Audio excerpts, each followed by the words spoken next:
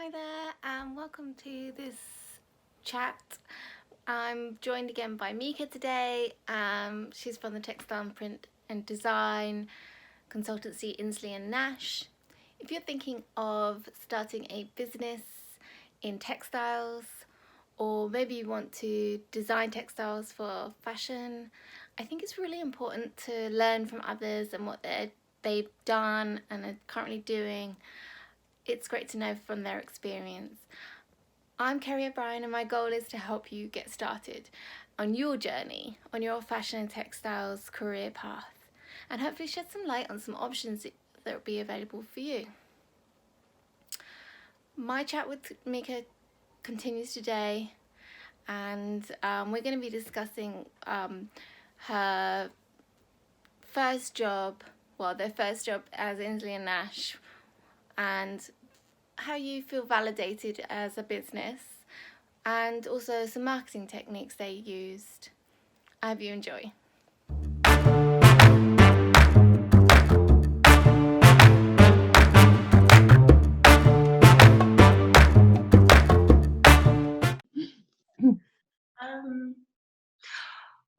And one of our first ever jobs always makes me laugh. So I was working at the University of East London, so I couldn't do anything. I couldn't leave work or anything. And Gav gets this call, and he says, it was a stylist who I think had emailed us a couple of times before and said, I want to get this jacket printed. It's for an advert. Can you do it? We were like, yeah, of course we can do this. She phones up, Gav answers, and she's like, I'm going to be at your studio in an hour. And Gav's like, why? Basically hightails it to the studio across London and gets there, and there's an entire film crew, plus the stylist, plus like somebody's makeup artist and all this sort of stuff. And we realize that it's Cheryl Cole's stylist for a L'Oreal commercial. Oh, wow. They spend 3 hours deciding where the L'Oreal text is going to go on this jacket.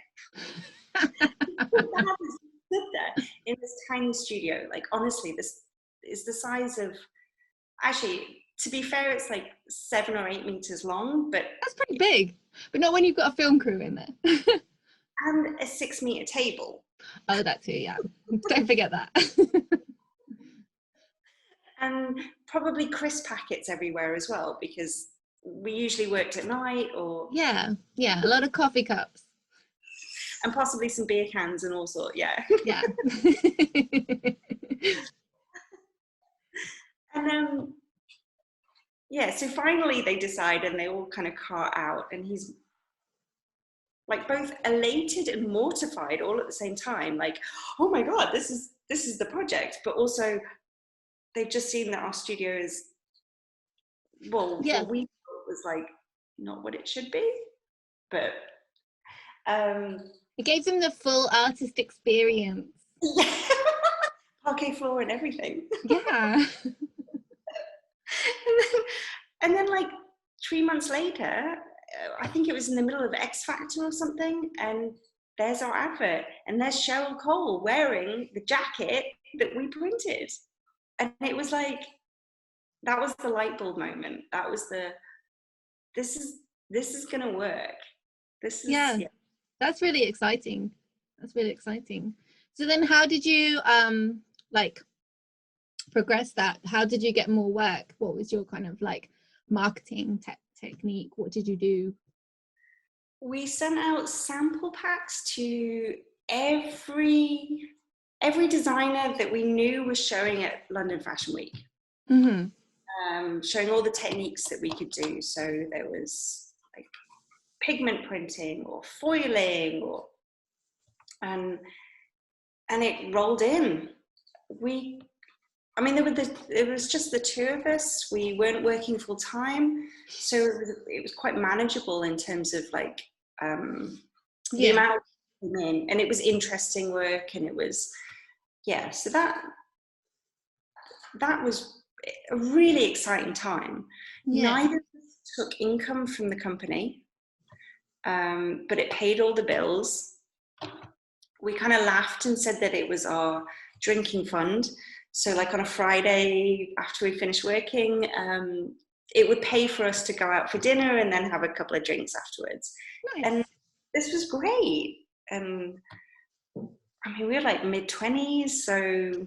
Yeah, and you were getting to pursue kind of, maybe not your dream, because maybe you didn't have it as a dream all along, but like this new business thing was creative, it ticked all those boxes. So... And there's nothing, I think, when you can do social media posts and people like it, but I think when somebody says, hey, I want to give you money for this. Yeah. It's like... It's validation. That's real validation. Yeah. When people hand over those pounds or dollars or whatever it is, yeah, they're like, yeah. And people that you think are famous or successful, or, you know what I mean? These were people who were showing at London Fashion Week. So for us at the time, that was our entry into that world. That was the validation that we were part of that world. Yeah. It was important enough to be going down the catwalk. So yeah, it was really exciting. No, yeah, I can imagine that would be really exciting. And I think just from a designer's perspective, the way that you promoted yourselves to them makes total sense, because as a designer, you haven't got much time. You're trying to source things. So somebody sending you things is like a perfect way. You don't have to leave the studio or your bed, and you can just like flip through and like you can, and then once, and you've got it in your hands, so that when you're doing something, you go, oh yeah, I had this from Mika, she sent me this. Yeah. But it also makes you as a designer, I think, feel important, because you're important enough to use examples. Yeah. And weirdly, designers, I don't think, have that kind of, there's a lot of misconceptions about how a designer might see themselves. Do you know what I mean? Like they lack in confidence sometimes, and all those things, and making them feel important is kind of quite a good way of approaching Why designing. not back to your clients? Why not, right? yeah, exactly. It's like sales technique 101. Yeah, I just remember when I went to the Paris fabric show, and the experience was okay, but there's a lot of like they don't really care about you unless they know who you are, and you're gonna spend and buy like 1 million rolls from them. So there's a lot of judging, like literally before you've even got into a booth. And like as a small designer, and I'm sure that like not all people on the London or any catwalk collections designers are making huge amounts of money. So I feel like even somebody that's on a London catwalk as a designer would feel comfortable walking into those booths. I don't know, that's just my experience and my feelings from it, that the first question they ask is, how much are you going to buy? What's your budget? Yeah. How many rolls? How many, it's like, I don't know, I just want to see what you have. And like, what's your minimum? Do you do a minimum? And that was one of the things that really helped us, because we could offer 1 meter.